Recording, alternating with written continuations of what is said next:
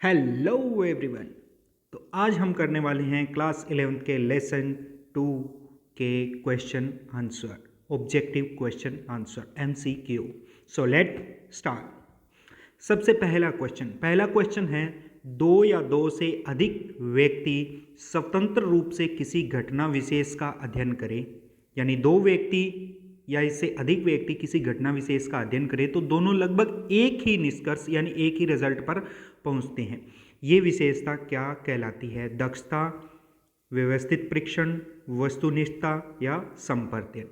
इसका आंसर आप comment box में कमेंट करके दें।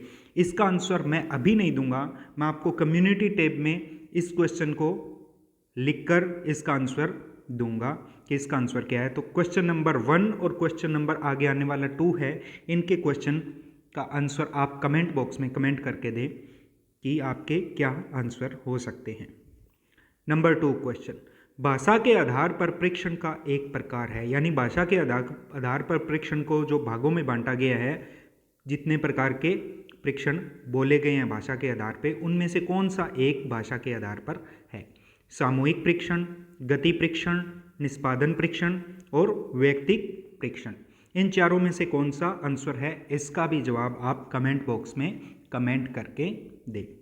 नेक्स्ट क्वेश्चन है, मनोविज्ञान में वैज्ञानिक अनुसंधान का प्राथमिक लक्ष्य क्या है, यानी अनुसंधान करने का पहला लक्ष्य क्या हो सकता है?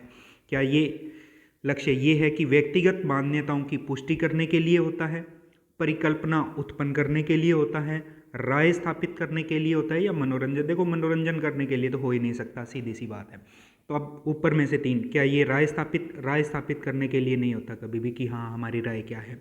व्यक्तिगत मान्यताओं की पुष्टि करने के लिए भी नहीं हो सकता। ये क्या हो सकता है? वैज्ञानिक अनुसंधान का प्रथम लक्ष्य है इसके ऊपर जो परिकल्पना है, कल्पना का निर्माण करना। तो इसका आंसर हो गया बी। नेक्स्ट क्वेश्चन, किसी शोध पद्धति में एक निश्चित अवधि में किसी व्यक्ति या छोटे समूह का गहन अध्ययन शामिल है। गहन अध्ययन करना है, तो गहन अध्ययन किस में किया जाता है? किसी व्यक्ति या छोटे समूह का, वो होता है केस स्टडी, यानी केस स्टडी इसका आंसर हो गया। केस स्टडी में क्या होते हैं? किसी व्यक्ति का गहन अध्ययन किया जाता है। फिर आता है क्वेश्चन 5, एक शोधकर्ता नींद के घंटों और शैक्षणिक प्रदर्शन के बीच संबंध का अध्ययन करना चाहता है, यानी कितने घंटे नींद लें तो कितने शैक्षणिक प्रदर्शन, कितने उसके अंक आएंगे परीक्षा में, तो इस बात का वो संबंध स्थापित करना चाहता है। तो कौन सी शोध पद्धति सर्वाधिक उपयुक्त है? संबंध स्थापित करने के लिए कौन सी शोध पद्धति सर्वाधिक उपयुक्त है? क्या मामले का अध्ययन करें, वो क्या प्रयोग करें, सर्वेक्षण करें, या फिर सहसंबंधात्मक अध्ययन करें? तो इसका सिंपल सा आंसर है ये सहसंबंधात्मक अध्ययन करना चाहिए। इसको दोनों के बीच में संबंध स्थापित, दोनों चरों के बीच में संबंध स्थापित करने के लिए। नेक्स्ट क्वेश्चन, सकारात्मक सहसंबंध गुणांक दर्शाता है। पॉजिटिव सहसंबंध गुणांक क्या दर्शाता है? एक चर के बीच कोई संबंध नहीं है, तो ऐसा तो हो ही नहीं सकता। चरों के बीच में मजबूत नकारात्मक संबंध, ऐसा भी नहीं हो सकता। चरों के बीच मजबूत सकारात्मक संबंध, ये भी है कि हाँ सकारात्मक संबंध दर्शाता है दो चरों के बीच में। चरों के बीच एक कमजोर सकारात्मक संबंध तो है, लेकिन वो कमजोर नहीं हो सकता, वो क्या होगा? मजबूत। तो इसका आंसर हो गया सी। शोध में यादृच्छिक नमूना शब्द का अर्थ क्या है, यानी यादृच्छिक नमूना इसका अर्थ क्या है, क्यों लेते हैं ये? एक नमूना जिसमें केवल पुरुष के प्रतिभागी हो? नहीं, केवल किसी एक के लिए हो तो वो यादृच्छिक नमूना नहीं हो सकता। एक नमूना जो व्यक्तिगत पसंद के आधार पर चुना गया हो, व्यक्तिगत पसंद, फिर से वो किसी एक चर की बात कर रहा है तो ये भी नहीं हो सकता। एक नमूना जिसमें जनसंख्या के प्रत्येक सदस्य के चुने जाने की समान संभावना हो। यादृच्छिक नमूना इसीलिए लेते हैं क्योंकि जब हम 10 लाख किसी नमूने की बात करें तो उसमें से यदि हम 1 लाख लें तो वो एकदम क्या होना चाहिए? यादृच्छिक होना चाहिए, ताकि उसमें संभावना है कि सभी के चुने जाने की संभावना बराबर हो। तो सी इसका आंसर हो गया। डी भी देख लेते हैं, एक नमूना जो पक्षपाती हो, पक्षपाती का अर्थ नहीं है, तो सी इसका आंसर हो गया। नेक्स्ट क्वेश्चन, किसी शोध पत्ती में किसी भी चर में हेर फेर किए बिना, हेर फेर नहीं करना है, को व्यवस्थित रूप में देखना यानी देख रहे हैं, निरीक्षण कर रहे हैं, अवलोकन कर रहे हैं और रिकॉर्ड करना शामिल है। यानी बिना हेर फेर के उसका अवलोकन करना और रिकॉर्ड करना। प्रयोग के अंदर क्या करते हैं, हम नियंत्रित करते हैं, व्यवहार को नियंत्रित करते हैं। सहसंबंध में दोनों के बीच में सहसंबंध को देखते हैं, तो हम सिर्फ देखते नहीं हैं, तो इसमें हम तुलना भी करते हैं, तो दोनों के बीच में तुलना करने के लिए कुछ हेर फेर भी करनी पड़ती है। सर्वेक्षण करना ये हो सकता है, लेकिन इसमें अवलोकन वर्ड स्पेशल आ गया, तो ये क्या हो गया, डी आंसर। क्या हो गया, प्रकृतिवादी अवलोकन। सर्वेक्षण क्या होता है, एक बहुत बड़ी संख्या के अंदर उसका रिकॉर्ड तैयार करना, वो क्या हो गया, सर्वेक्षण।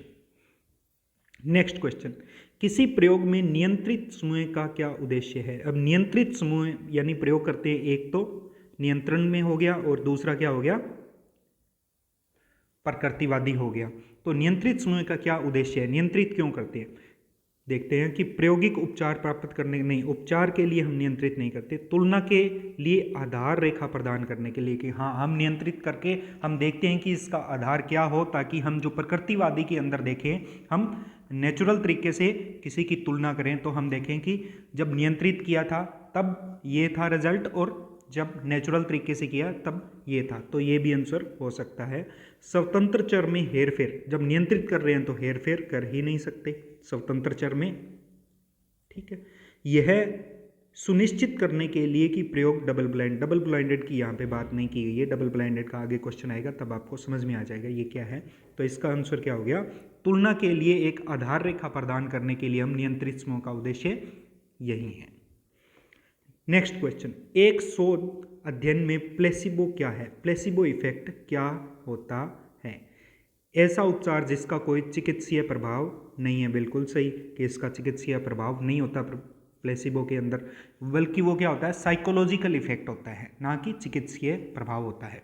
एक नकली प्रायोगिक प्रक्रिया हो सकता है, लेकिन पूर्णतः सत्य नहीं है, ये प्रायोगिक नकली नहीं है, मनोचिकित्सीय प्रभाव होता है ना, चिकित्सीय नहीं होता लेकिन मनोचिकित्सीय होता है, यानी साइकोलॉजिकल से संबंधित है ये।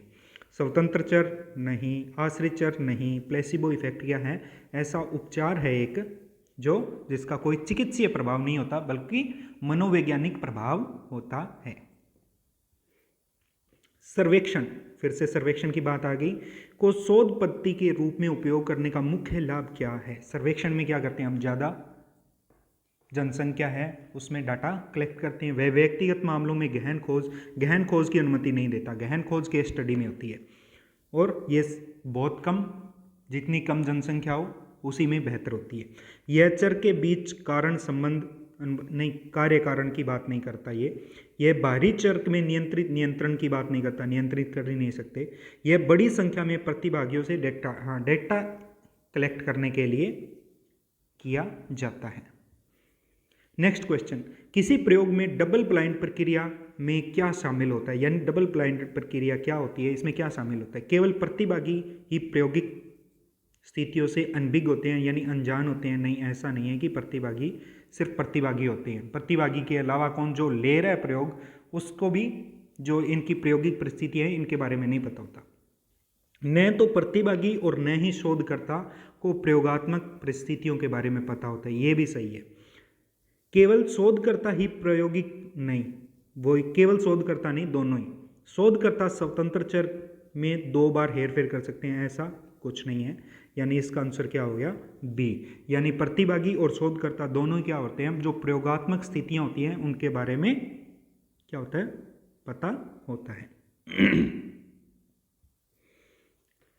किसी प्रयोग में भ्रमित करने वाला चर क्या है। किसी प्रयोग में भ्रमित करने वाला चर कौन सा होता है, वेरिएबल जिसमें हेरफेर, यदि वेरिएबल है जिसमें हेरफेर कर सकते हैं तो उस चर का पता होगा कि इसमें कम करने से ये ज़्यादा होगा या कम होगा, यानी वेरिएबल जिसमें हेरफेर किया जा सकता है वो नहीं हो सकता। वेरिएबल का मतलब ही चर होता है। एक चर जो सीधे निर्भर चर से संबंधित हो, नहीं, जो सीधे निर्भर चर से संबंधित है उससे हम पता लगा सकते हैं।